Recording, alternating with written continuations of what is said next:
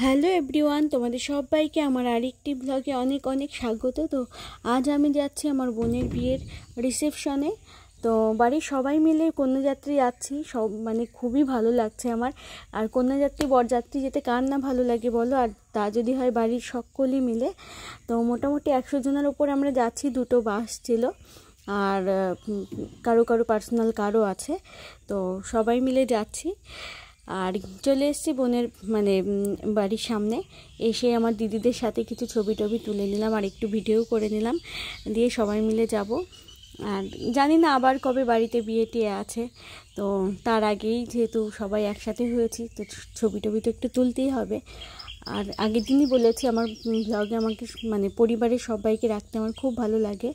তো এখানে পুরো রাস্তা থেকে ওদের গেট করেছিল, তো যাচ্ছি যেতে যেতে যেটা খুব ভালো লাগলো যে ওদের প্রি ওয়েডিংয়ের ছবিগুলো অনেক বড় বড় করে বের করে গেটের সামনে দিয়ে, মানে যে গেটটা করেছে ওরা সেই গেটের সামনে দিয়ে লাগানো ছিল। তো ঢোকার পথে বাদিকে ছিল বোনদের যে স্টার্টারের খাবারগুলো, সেখানটায় ফুচকা ছিল, চিকেন পকোড়া ছিল। আর যেহেতু প্রচণ্ড গরম ছিল বিয়ের সময়, তো কোল্ড ড্রিঙ্কসের ব্যবস্থাও ছিল। আর এখানে আমার এক মামার সাথে নাচতে নাচতে ঢুকছি, বোনকে কতক্ষণে আমরা দেখতে পাবো। তো এসেই দেখছি বোন বসে আছে, দুদিন পরে দেখে ওকে ভীষণ ভালো লাগছিল। আর একটু ব্লগও করে নিচ্ছিলাম। এখানে মামা রয়েছে আর আমি ডাকছিলাম হচ্ছে বোনের বরকে, আর আমি ওকে নাম ধরেই ডাকি। আর বাবা বলেছে যে ভাই বলে ডাকতে, কিন্তু একটু লজ্জা লজ্জা লাগে, তো তাই নাম ধরেই ডাকি এখনও। যাই হোক, সময়ের সাথে আস্তে আস্তে পরিবর্তন হবে। আর এখানে বাড়ির সবার সাথে মানে পরিবারের সবার সাথে আত্মীয় স্বজন সবার সাথে ছবি টবি তুলে নিচ্ছিলাম। আর আমিও আমার ইউটিউবের জন্য একটু ভিডিও করে নিচ্ছিলাম।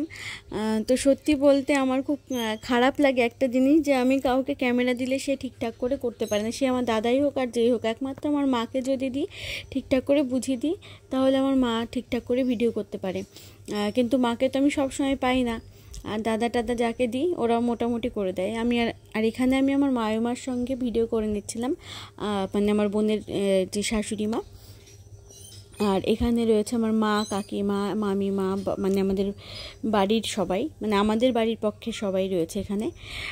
মনে হচ্ছে সামনে দেবী মানে প্রতিমা মানে বসে আছে, আর আমরা সামনে সব প্যান্ডেলে বসে আছি ঠাকুরের সামনে, এরকম লাগছিল। আর প্যান্ডেলটা খুব সুন্দর করেছিল ওরা। আর এত গরম ছিল কি বলবো, ওরা কুলার সেট করেছিল আর অনেকগুলো ফ্যান দিয়েছিল, তা সত্ত্বেও মানে প্রচণ্ড গরম লাগছিল ওই দিনটা। যাওয়ার সময়টা আমরা ঠিকঠাক বুঝতে পারিনি, কারণ বাসে প্রচণ্ড হাওয়া লাগছিল। আর এইখানটায় দেখো আমার দাদাকে পেয়েছে অনেকক্ষণ পরে, দাদা আর এই যে আরেক দাদা রয়েছে, জেঠু রয়েছে, ভাগ্নে রয়েছে, অনেকেই রয়েছে। আর এইখানটায় সবাইকে স্টেজে তুলে দিয়ে একটু ছবি টবি তুলে নিচ্ছিলাম, কারণ স্মৃতিগুলো রাখা খুব দরকার। স্মৃতি না থাকলে মানে অনেকেই ছবিতে না থাকলে পরে বলে আমি নিয়ে আফসোস করে, তো সবাইকেই রাখতে হবে। আর এইখানটায় দেখো আমার পুচকে ভাইপো খুবই শান্ত, মানে ওর কথা ব্যাখ্যা করতে গেলে কি বলবো, এত শান্ত কিন্তু সমস্ত কিছু বোঝে। ওকে দেখলে মনে হবে কিছুই বুঝতে পারছে না, কিছুই চিনতে পারছে না। বাড়ির সবাইকে চেনে, যদি একবার বলা হয় যে পিসিমণি হয় বা কাকা হয়, ও ঠিক মনে রাখে। আর এবার যাচ্ছি আমরা ওপরে এসে মানে বোনের ফুলসজ্জার খাটটাকে একটু দেখে গেলাম। এটা তো মানে মেয়েদের অ্যাট্রাকশন থাকেই, সে যাবেই। তো আমি আমার এক বৌদির সাথে এসেছিলাম, একটু গরম লাগলো এই রুমটা এসে, তো তাড়াতাড়ি নিতে চলে গেলাম। তো এসে আর এই যে আমার এক বৌদি রয়েছে, ইনি ছবি তুলতে মানে লোকের সামনে ছবি তুলতেই চায় না, তো ওনাকে জোর করে বললাম যে বৌদি একটা ছবি তুলে নাও। আর এই যে আমার পুচকে ভাইপো আবার চলে এসছে। তো আর এখানটায় আমার বৌদিরা সবাই মিলে ফুচকা টুচকা খাচ্ছে, আর আমি একটু ওনাদের সাথে ঠাট্টা করছিলাম। ননদ বৌদিদের সম্পর্ক তো একটু আলাদাই হয় সবারই। আর আমার বৌদিরা আমাকে খুব ভালোবাসে সবাই, আমিও ওনাদের সবাইকে খুব ভালোবাসি। তো একটু ফুচকা টুচকা খেয়ে আমরা বাইরে আসলাম। বাইরে এসে এই যে ওনাকে আগের দিন তোমরা দেখেছো ভিডিওতে একটুখানি, আর এই দিন ওনাকে মানে ভাড়া করা হয়েছিল। তো আমার এই ছোট্ট ভাইপো এত মজা পায় ওনাকে দেখলে। আগের দিন আমাদের বাড়িতে যখন এসেছিলেন উনি, তো সেদিনও ওনার সাথে প্রচণ্ড মজা করেছে ও। আর আজকেও দেখো বদমাইশি করছে কীরকম, আর বারবার চেষ্টা করছিল ওনার হাতে যে লাঠিটা রয়েছে তো সেইটা নেওয়ার জন্যে। আর ও খুবই আনন্দ পেয়েছে ওনাকে দেখে। আর এখান থেকে চলে গেলাম বোনদের ডিজে করেছিল সেইখানটায়, সব আমাদের বাড়ির সবাই মিলে আর ওদের বাড়ির সবাই মিলে সবাই নাচ করছিল। আমার বোন তো নাচতে খুবই ভালোবাসে, আগের ভিডিওটাতেই মানে বিয়ের ভিডিওটাতেই তোমরা দেখতে পেয়েছো যে বোনের বর দুজনেই খুব নাচতে ভালোবাসে। তো এখানে ওরা নাচবে না তা তো হতেই পারে না, ওদের নিজেদের বাড়ি। তো দেখো সবাই কিভাবে নাচছে। তো যেহেতু কপিরাইট পড়ে যাবে তো গানগুলো তো আমি দিতে পারলাম না, যাই হোক।